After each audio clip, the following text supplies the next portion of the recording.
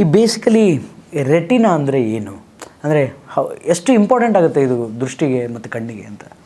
Retina ಅಂದರೆ ಹಿಂಭಾಗದ ಕಣ್ಣಿನಲ್ಲಿರ್ತಕ್ಕಂಥ inner most layer. ನಾನು ಹೇಳಿದೆ ಅದು ನರದ ಪದರ.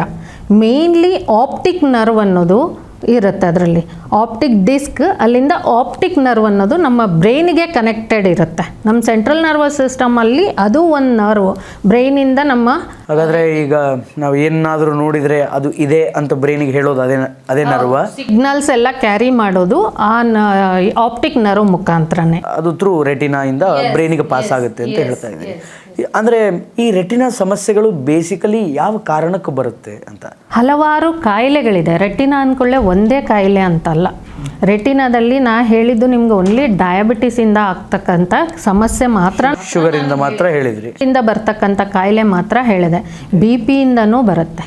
ಬಿ ಪಿಯಿಂದ ಏನಾಗುತ್ತೆ, ನಮ್ಮ ಹಾರ್ಟಿಗೆ ಯಾವ ಥರ ಬ್ಲಾಕ್ಸ್ ಆಗುತ್ತೋ, ಪ್ಯಾರಲೈಸಿಸ್ ಆಗುತ್ತೋ, ಅದೇ ಥರ ನಮ್ಮ ನರ್ವ್ ರೆಟಿನಾ ಅದರಲ್ಲಿರ್ತಕ್ಕಂಥ ಆಪ್ಟಿಕ್ ನರ್ವ್ ಅದನ್ನು ಡ್ಯಾಮೇಜ್ ಆಗೋ ಚಾನ್ಸಸ್ ಇರುತ್ತೆ. ಆಮೇಲೆ ಅದರಲ್ಲಿ ವೆಸಲ್ಸ್ ಅಂತ ಇರುತ್ತೆ, ರಕ್ತನಾಳಗಳಿರುತ್ತೆ. ಅದರಲ್ಲಿ ಸೆಂಟ್ರಲ್ ನರ್ವ್ಸ್ ಇರುತ್ತೆ, ಪೆರಿಫೆರಲ್ ನರ್ವ್ಸ್ ಇರುತ್ತೆ. ಅದರಲ್ಲಿ ಬ್ಲಾಕೇಜಸ್ ಆಗಿ ಬ್ಲೀಡಿಂಗ್ ಆಗೋ ಚಾನ್ಸಸ್ ಇರುತ್ತೆ.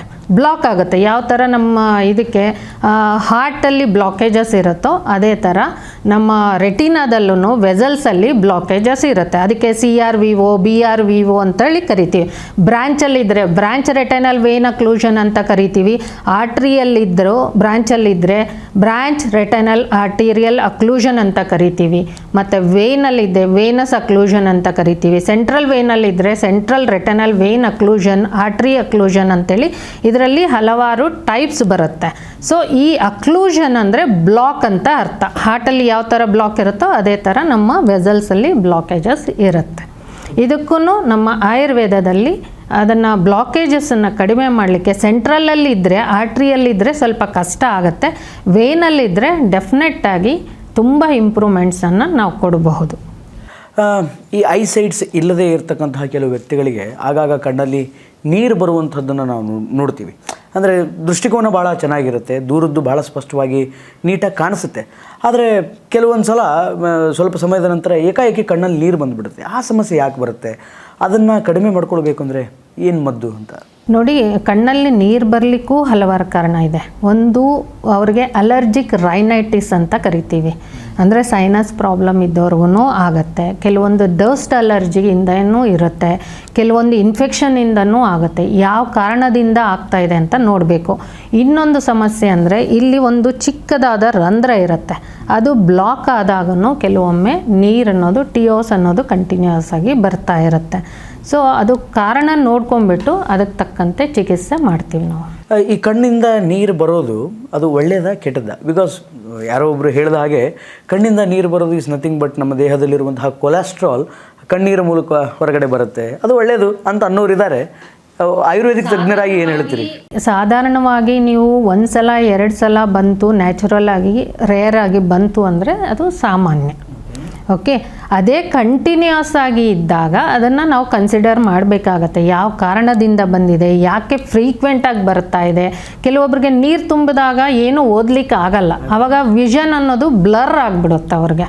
ಸೊ ಯಾವ ಕಾರಣದಿಂದ ಬಂದಿದೆ ಅಂತ ತಿಳ್ಕೊಂಬಿಟ್ಟು ಅದಕ್ಕೆ ತಕ್ಕಂತೆ ನಾವು ಚಿಕಿತ್ಸೆಯನ್ನು ಕೊಡ್ಬೋದು. ಈಗ SM ಹ್ಯಾಸ್ ಕಣ್ಣೀರು ಯಾವ ರೀತಿಯಾಗಿ ಬರುತ್ತೋ, ಈ ಬೆಳಗ್ಗಿನ ಜಾವ ನಾವು ನಿದ್ದೆ ಮಾಡಿ ಎದ್ದ ಮೇಲೆ ಕಣ್ಣಲ್ಲಿ ವೇಸ್ಟೇಜ್ ಬರುತ್ತಲ್ಲ, ಪಿಚ್ ಬರುತ್ತಲ್ಲ, ಅದೇ ರೀತಿ ನಾರ್ಮಲ್ ಟೈಮಲ್ಲೂ ಕೂಡ ಕೆಲವೊಬ್ಬರಿಗೆ ಅದರ ಸಮಸ್ಯೆ ಇರುತ್ತೆ. ಅದು ಯಾಕಾಗುತ್ತೆ? ಅದನ್ನು ಹೆಂಗೆ ಕಡಿಮೆ ಮಾಡ್ಬೋದು? ಅದಕ್ಕೂ ಮತ್ತೆ ನಾನು ಸೇಮೇ ಹೇಳ್ತೀನಿ. ಯಾಕಂದರೆ ಇನ್ಫೆಕ್ಷನಿಂದ ಕೆಲವೊಬ್ರಿಗೆ ಆಗುತ್ತೆ, ಕೆಲವೊಬ್ಬರಿಗೆ ಡ್ಯಾಂಡ್ರಫಿಂದ ಆಗುತ್ತೆ, ಕೆಲವೊಬ್ಬರು ತುಂಬ ಡಸ್ಟ್ ಬಿದ್ದಾಗ ಡ್ಯಾಂಡ್ರಫಿಂದನೂ ಕಣ್ಣಿನ ಸಮಸ್ಯೆ ಆಗೋ ಸಾಧ್ಯತೆ ಇದೆ. ಇಚಿಂಗ್ ಎಲ್ಲ ಜಾಸ್ತಿ ಆಗುತ್ತೆ. ಕೆಲವೊಬ್ಬರಿಗೆ ಹೊಟ್ಟು ಥರ ರೆಪ್ಪೆ ಮೇಲೆಲ್ಲ ಬರುತ್ತೆ, ಸ್ಟಿಕ್ಕಿನೆಸ್ ಜಾಸ್ತಿ ಆಗುತ್ತೆ. ಸೊ ಇದನ್ನೆಲ್ಲ ನೋಡಿಕೊಂಡೇ ಕೊಡಬೇಕಾಗತ್ತೆ. ಕೆಲವೊಬ್ರಿಗೆ ಇನ್ಫೆಕ್ಷನಿಂದನೂ ಆಗುತ್ತೆ. ಈ ಕಣ್ಣಿನ ಸಮಸ್ಯೆ ಅನ್ನೋದು ಇಟ್ಸ್ ಜೆನೆಟಿಕ್ ಸಮಸ್ಯೆನಾ? ಅಂದರೆ ಇದಕ್ಕೆ ಪರಿಹಾರ ಇಲ್ವಾ? ಅಂದರೆ ತಂದೆಗೆ ಸೈಟ್ ಇರುತ್ತೆ, ತಾಯಿಗೆ ಸೈಟ್ ಇರುತ್ತೆ, ಹುಟ್ಟುವಂಥ ಮಕ್ಕಳಿಗೂ ಕೂಡ ಅಪ್ಕಮಿಂಗ್ ಡೇಸಲ್ಲಿ ಸೈಟ್ ಬರ್ತಾ ಹೋಗುತ್ತೆ. ಇದು ಜೆನೆಟಿಕ್ ಸಮಸ್ಯೆನಾ? ಇದಕ್ಕೆ ಪರಿಹಾರ ಪರಿಷ್ಕಾರ ಅಂತಿಲ್ವಾ? ಪ್ರತಿಯೊಂದು ಜೆನೆಟಿಕ್ ಸಮಸ್ಯೆ ಅಂತ ಕನ್ಸಿಡರ್ ಮಾಡೋಕ್ಕಾಗಲ್ಲ. ಕನ್ನಡಕ ಜೆನೆಟಿಕ್ ಇರಲೇಬೇಕು ಅಂತೇನಿಲ್ಲ. ನಾವು ಮಾಡ್ತಕ್ಕಂಥ ಲೈಫ್ ಸ್ಟೈಲ್ ಮಿಸ್ಟೇಕ್ಸಿಂದ ಬರಬಹುದಾದಂಥ ಇದು ಮೇನ್ ಕಾರಣಗಳಿದೆ. ಇತ್ತೀಚೆಗಂತೂ ಪ್ರತಿಯೊಬ್ಬರು ಈ ಮೀಡಿಯಾಗೆ ಮತ್ತು ಜಾಸ್ತಿ ನಾವು ಮೊಬೈಲ್ ಉಪಯೋಗಿಸೋದ್ರಿಂದ ಲ್ಯಾಪ್ಟಾಪ್ ಉಪಯೋಗಿಸೋದ್ರಿಂದ ಸ್ಕ್ರೀನಿಗೆ ತುಂಬ ಎಕ್ಸ್ಪೋಜರ್ ಆಗ್ತಾಯಿದ್ದೀವಿ. ಅದರಿಂದ ಚಿಕ್ಕ ಚಿಕ್ಕ ಮಕ್ಕಳಲ್ಲೂ ಹೈ ಪವರ್ಸ್ ನಾವು ನೋಡ್ತಾ ಇದ್ದೀವಿ. ಸೊ ಇದೆಲ್ಲ ತಂದೆ ತಾಯಿಗೆ ಇರಲ್ಲ ಆವಾಗ. ಓಕೆ, ಇತ್ತೀಚೆಗೆ ಬರ್ತಕ್ಕಂಥ ಜನ್ರೇಷನಲ್ಲಿ ಜಾಸ್ತಿ ಆಗ್ತಾ ಇದೆ. ಯಾಕಂದರೆ ಸರಿಯಾಗಿ ಊಟ ಇರಲ್ಲ, ಸರಿಯಾಗಿ ನಿದ್ದೆ ಇರಲ್ಲ, ಲೈಟ್ಸ್ ಎಲ್ಲ ಆಫ್ ಮಾಡಿಕೊಂಡು ಆ ಸ್ಕ್ರೀನನ್ನು ಕಂಟಿನ್ಯೂಸ್ ಆಗಿ ನೋಡ್ತಾ ಇರ್ತಾರೆ. ಸೊ ಇಲ್ಲಿ ಕಂಟಿನ್ಯೂಸ್ ಆಗಿ ಸ್ಟೇರ್ ಮಾಡ್ತಿರ್ಬೇಕಾದ್ರೆ ನಮ್ಮ ಐ ಮೂಮೆಂಟ್ಸ್ ಅನ್ನೋದು ಇರಲ್ಲ. ಈ ಗ್ಯಾಜೆಟ್ಸ್ ಯೂಸ್ ಮಾಡಬೇಕಾದ್ರೆ ನೀವು ಅದೇ ಬುಕ್ಕು ಓದಿ ನಮ್ಮ ಐ ಮೂಮೆಂಟ್ಸ್ ಇರುತ್ತೆ. ಸೊ ಅಲ್ಲಿ ಪ್ರಾಪರಾಗಿ ಸರ್ಕ್ಯುಲೇಷನ್ ಆಗುತ್ತೆ, ಎಕ್ಸಸೈಸ್ ಆಗುತ್ತೆ, ಆಟೋಮೆಟಿಕ್ಕಾಗಿ ಡ್ರೈನೆಸ್ ಕಡಿಮೆ ಆಗುತ್ತೆ ಅದು ಮೂಮೆಂಟಿಂದ. ಇಲ್ಲಿ ಏನಾಗುತ್ತೆ, ಕಂಟಿನ್ಯೂಸ್ ಸ್ಟೇರ್ ಮಾಡೋದ್ರಿಂದ ಏನಾಗುತ್ತೆ, ಡ್ರೈನೆಸ್ ಅನ್ನೋದು ತುಂಬ ಜಾಸ್ತಿಯಾಗಿ ಇರಿಟೇಷನ್ ಆಗಿ ಈವನ್ ದೃಷ್ಟಿ ಸಮಸ್ಯೆಗಳು ತುಂಬ ಬರುವಂಥದ್ದು ಇದೆ. ಈ ದೃಷ್ಟಿ ಸಮಸ್ಯೆಗಳು ಬಂದವರಿಗೆ ಈ ಥರದ ಗ್ಲಾಸಸ್ಗಳನ್ನು ಕೊಡ್ತಾರೆ, ದೂರದೃಷ್ಟಿ, ಹತ್ತಿರ ದೃಷ್ಟಿ, ಸೊ ಆ್ಯಂಡ್ ಸೊ. ಈ ಲೆನ್ಸಸ್ಗಳನ್ನು ಹಾಕ್ತಾರಲ್ಲ, ಹೌ ಇಟ್ ಹಾರ್ಮ್ಫುಲ್ ಅಂತ, ಇದು ಏನಾದರೂ ಹಾರ್ಮ್ಫುಲ್ ಆಗುತ್ತಾ ರೆಟಿನಾಕ್ಕಾಗಲಿ ಅಥವಾ ಐಬಾಲಿಗಾಗಲಿ? ಎಲ್ಲರಿಗೂ ಆಗುತ್ತಂತೇನಿಲ್ಲ. ಅವರು ಎಷ್ಟು ಸ್ಟ್ರೈನ್ ಮಾಡ್ತಿದ್ದಾರೆ, ಯಾವ ಥರದ ಲೆನ್ಸ್ ಯೂಸ್ ಮಾಡ್ತಿದ್ದಾರೆ, ಎಷ್ಟು ಹೈಜೀನ್ ಮೇಂಟೈನ್ ಮಾಡ್ತಿದ್ದಾರೆ, ಅದನ್ನು ಇನ್ಸರ್ಟ್ ಮಾಡಬೇಕಾದ್ರೂ ಕೆಲವೊಂದು ಪ್ರಾಪರ್ ಮೆಥಡ್ಸ್ ಇರುತ್ತೆ. ಕೆಲವೊಬ್ಬರಿಗೆ ಅದರಿಂದ ಡ್ಯಾಮೇಜ್, ಕಾರ್ನಿಯಲ್ ಡ್ಯಾಮೇಜ್ ಆಗಿರ್ತಕ್ಕಂಥ ಕೇಸಸ್ನು ನಾನು ನೋಡಿದ್ದೀನಿ. ಲೆನ್ಸ್ ಉಪಯೋಗಿಸೋದ್ರಿಂದ ತುಂಬ ಜನಕ್ಕೆ ಡ್ಯಾಮೇಜ್ ಆಗಿರೋದನ್ನು ನೋಡಿದ್ದೀನಿ. ಬಟ್ ಕೆಲವೊಂದು ಕೇಸಸ್ಸಲ್ಲಿ ಲಾಂಗ್ ಟೈಮಿಂದ ಯೂಸ್ ಮಾಡಿದ್ರೂ ಏನೂ ಸಮಸ್ಯೆ ಉಂಟಾಗಿಲ್ಲ. ಓಕೆ, ಈ ಕಣ್ಣಿನ ಸಮಸ್ಯೆ ಬರಬಾರ್ದು ಅಂದರೆ ಯಾವ ರೀತಿಯಾದ ಆಹಾರವನ್ನು ಸೇವಿಸಬೇಕು, ಯಾವ ರೀತಿಯಾದಂಥ ಆಹಾರವನ್ನು ಸೇವಿಸಬಾರ್ದು? ಅಂದರೆ ಇಂಥ ಆಹಾರನ ಸೇವಿಸಿದರೆ ಕಣ್ಣಿನ ಸಮಸ್ಯೆ ಬರುತ್ತೆ ಅಂತ ಅನ್ನೋದಿದ್ದರೆ ಯಾವುದು, ಇಂಥ ಆಹಾರನ ಸೇವಿಸಿದರೆ ಸಮಸ್ಯೆ ಆಗಲ್ಲ, ಕಣ್ಣಿಗೆ ಒಳ್ಳೆಯ ದೃಷ್ಟಿ ಇರುತ್ತೆ ಅಂತ ಹೇಳೋದಾದರೆ ಆಯುರ್ವೇದದ ಪ್ರಕಾರ ಪ್ರತಿಯೊಂದೂ ಓನ್ಲಿ ಕಣ್ಣು ಅಂದರೆ ಡೈರೆಕ್ಟಾಗಿ ನಾವು ಕಣ್ಣೇನು ಟ್ರೀಟ್ ಮಾಡಲ್ಲ. ಕಣ್ಣಲ್ಲೂ ವಾತಪಿತ್ತ ಕಫ ದೋಷ ಅಂತ ಇರುತ್ತೆ. ಯಾವುದು ವಿರುದ್ಧ ಆಹಾರ ಸೇವಿಸಿದ್ರೂ ತೊಂದರೆ ಆಗುತ್ತೆ. ಈಗ ಮೀನು ಮತ್ತು ಮೊಸರು ತಿನ್ನೋದು, ಇಲ್ಲ ಚಾಯ್ ಬಿಸ್ಕೆಟ್ ತಿನ್ನೋದು, ಚಪಾತಿ ತಿನ್ನೋದು, ಇವೆಲ್ಲ ವಿರುದ್ಧ ಆಹಾರಗಳೇ ಕಣ್ಣಿನ ಸಮಸ್ಯೆಗೆ, ಎಲ್ಲ ಸಮಸ್ಯೆಗಳು. ಓವರಾಲ್ ನಾವು ಏನೇ ಟ್ರೀಟ್ ಮಾಡಿದ್ರೂ ತ್ರಿದೋಷಗಳನ್ನು ದೃಷ್ಟಿಯಲ್ಲಿ ಇಟ್ಕೊಂಡೇ ಟ್ರೀಟ್ ಮಾಡ್ತೀವಿ. ಓಕೆ, ಕಣ್ಣಿನ ಸಮಸ್ಯೆ ಅಂತ ಬಂದಾಗ ಮೇನ್ಲಿ ವಿಟಮಿನ್ ಎ ಎಲ್ಲರಿಗೂ ಗೊತ್ತಿರ್ತಕ್ಕಂಥದ್ದೇ. ಓಕೆ, ಕ್ಯಾರೆಟ್ ತಿಂತಾರೆ, ಎಲ್ಲರಿಗೂ ಗೊತ್ತಿದೆ. ಮತ್ತು ಡ್ರೈ ಗ್ರೇಪ್ಸ್, ಅದರಲ್ಲಿ ಬ್ಲ್ಯಾಕ್ ರೇಸಿನ್ಸ್ ಅನ್ನೋದು ಒಳ್ಳೆಯದು. ಕೆಲವೊಂದು ಸೊಪ್ಪು ಹೇಳಬೇಕಂದ್ರೆ ಮೇಯ್ನಾಗಿ 5 ತರಹದ ಸೊಪ್ಪುಗಳು ತುಂಬ ಹೆಲ್ಪ್ ಆಗುತ್ತೆ. ಅದರಲ್ಲಿ ಪಾಲಕ್ ಅನ್ಬೋದು, ಮತ್ತು ನುಗ್ಗೆ ಸೊಪ್ಪು ಅನ್ಬೋದು, ಕರಿಬೇವು ಅನ್ಬೋದು, ಮತ್ತು ಹೊನ್ಗೊಣ್ಣೆ ಸೊಪ್ಪು ಅನ್ಬೋದು, ಬಸಳೆ ಸೊಪ್ಪು ಅನ್ಬೋದು. ಇವು ತುಂಬ ಇಂಪಾರ್ಟೆಂಟ್.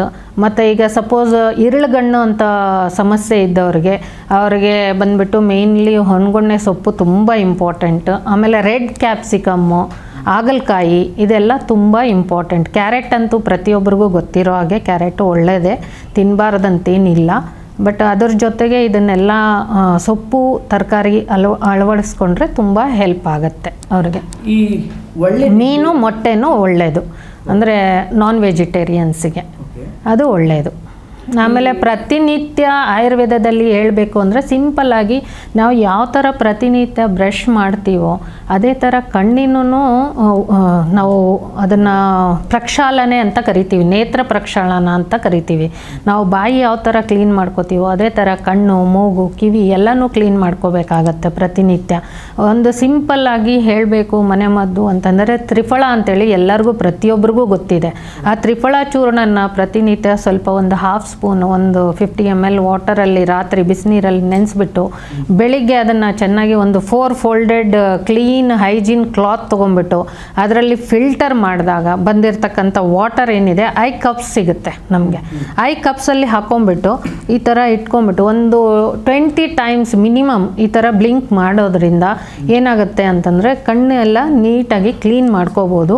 ಇದರಿಂದ ಕಣ್ಣಿನಲ್ಲೂ ಸರ್ಕ್ಯುಲೇಷನ್ ಇಂಪ್ರೂವ್ಮೆಂಟ್ ಆಗುತ್ತೆ, ಇದರಿಂದ ವಿಷನ್ ಇಂಪ್ರೂವ್ಮೆಂಟೂ ಆಗೋ ಚಾನ್ಸಸ್ ಇದೆ. ಆಮೇಲೆ ಯಾರಿಗೂ ಕಾನ್ಸ್ಟಿಪೇಷನ್ ಇರಲಾರ್ದೆ ನೋಡ್ಕೋಬೇಕು, ಅದು ಒಂದು ರೀಸನ್ ಆಗುತ್ತೆ. ಆಮೇಲೆ ಪ್ರತಿನಿತ್ಯ ಮೂಗಿಗೂ 2 ಹನಿ ತುಪ್ಪ ಹಾಕೋದ್ರಿಂದನೂ ಐ ವಿಷನ್ ಇಂಪ್ರೂವ್ಮೆಂಟ್ ಆಗುತ್ತೆ. ಪಂಚ ಜ್ಞಾನೇಂದ್ರಿಯಗಳಿಗೂ ನಾವು ಸ್ವಲ್ಪ ಎನರ್ಜಿ ಕೊಟ್ಟಾಗ ಎಲ್ಲನೂ ಅದರದ್ದು ಕಾರ್ಯ ಏನಿದೆ ಇಂಪ್ರೂವ್ಮೆಂಟ್ ಆಗುತ್ತೆ, ವಿಷನಲ್ಲೂ ಇಂಪ್ರೂವ್ಮೆಂಟ್ ಆಗುತ್ತೆ. ಈ ಅತಿಯಾದ ನಿದ್ದೆ ದೃಷ್ಟಿಕೋನಕ್ಕೆ ಎಷ್ಟೆಲ್ಲ ಎಫೆಕ್ಟ್ ಮಾಡುತ್ತೆ? ಅಂದರೆ ಒಳ್ಳೆ ನಿದ್ದೆ ಮಾಡೋದ್ರಿಂದ ಕೂಡ ಆ ನಿದ್ದೆ ಕಣ್ಣುಗಳ ಮೇಲೆ ಎಫೆಕ್ಟ್ ಬೀಳುತ್ತಾ ಅನ್ನೋದು. ಅತಿಯಾದ ನಿದ್ದೆ ಅಂದರೆ ಯಾವಾಗ ಮಾಡ್ತಾ ಇದ್ದೀರಾ ನೀವು? ಬೆಳಗಿನ ಜಾವದಲ್ಲಿ ಮಾಡ್ತಾ ಇದ್ದೀರಾ? ಅದೇ ಹಗಲು ಮಲಗೋದು, ಮಧ್ಯಾಹ್ನನೂ ಮಲಗೋದು, ಹಗಲು ಮಧ್ಯಾಹ್ನ ಮಲಗೋದು, ರಾತ್ರಿ ಮಲಗೋದು, ಬೆಳಗ್ಗೆ ಲೇಟಾಗಿ ಎದ್ದೇಳೋದು. ಹೌದಾ? ಆಯುರ್ವೇದದ ಪ್ರಕಾರ ದಿವಾ ಸ್ವಪ್ನ ವರ್ಜ್ಯ ಅಂತೇಳಿ ಹೇಳ್ತಾರೆ. ಓಕೆ, ಹಗಲು ಮಲಗೋದ್ರಿಂದ ಏನಾಗುತ್ತೆ, ಆಮ ವೃದ್ಧಿ ಆಗುತ್ತೆ. ಆಮ ಅಂದರೆ ಒಂದು ಟೈಪ್ ಆಫ್ ವಿಷ ಅಂತ ನಮ್ಮ ಇದು ಕನ್ಸಿಡರ್ ಮಾಡಬೇಕು. ನಮ್ಮ ದೇಹದಲ್ಲಿ ಪ್ರತಿಯೊಂದು ಡಿಸೀಸಸ್ಗೂ ಮೇಯ್ನ್ ಆಮ ಅಂತೇಳಿ ಕಾರಣ ಅಂತೇಳಿ ನಾವು ಟ್ರೀಟ್ ಮಾಡ್ತೀವಿ. ಓಕೆ, ಸೊ ದಿವಾ ಸ್ವಪ್ನ ವರ್ಜ ಮಾಡಲೇಬೇಕು. ಅಂದರೆ ಬೆಳಗಿನ ಜಾವ, ಮಧ್ಯಾಹ್ನದ್ದು. ಈಗ ಬೆಳಗಿನ ಜಾವ ಲೇಟಾಗಿ ಎದ್ರೂ ಅದು that is also considered as a ದಿವಾ ಸ್ವಪ್ನ. ಹೌದು.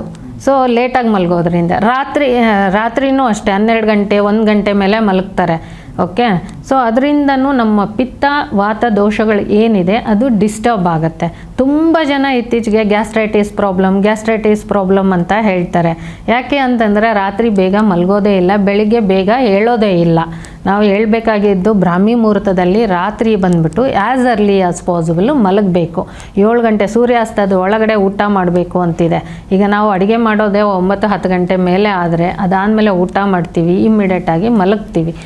12-1 ಗಂಟೆ ಆಗುತ್ತೆ. ಮಲಗಿದ ಮೇಲೂ ನಾವು ಇಮ್ಮಿಡಿಯೇಟಾಗಿ ನಾವು ನಿದ್ದೆಗೆ ಜಾರಲ್ಲ. ಓಕೆ, ನಾವು ಬಂದುಬಿಟ್ಟು ಮೊಬೈಲ್ ನೋಡ್ಕೋತಾ ಕೊಡ್ತೀವಿ. ಸೊ ಈ ಮೊಬೈಲ್ ನೋಡೋದ್ರಿಂದ ಮತ್ತೆ ನಮ್ಮ ಕಣ್ಣಿನ ಸಮಸ್ಯೆ ಡೈರೆಕ್ಟ್ಲಿ ಇಂಡೈರೆಕ್ಟ್ಲಿ ಅಫೆಕ್ಟ್ ಆಗೇ ಆಗುತ್ತೆ. ಸೊ ಅದರಿಂದ better to go to bed early, wake up early.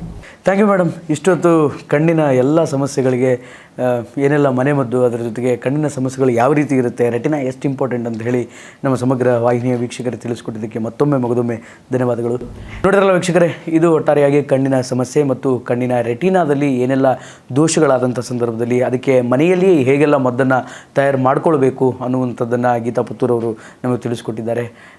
ಇವತ್ತು ಇದು ಸಮಗ್ರದ ವಿಶೇಷ ಆಗಿತ್ತು. ನಿರಂತರ ಸುದ್ದಿಗಾಗಿ ನೋಡ್ತಾ ಇರಿ ಸಮಗ್ರ ನ್ಯೂಸ್, ನೇರ ನುಡಿ.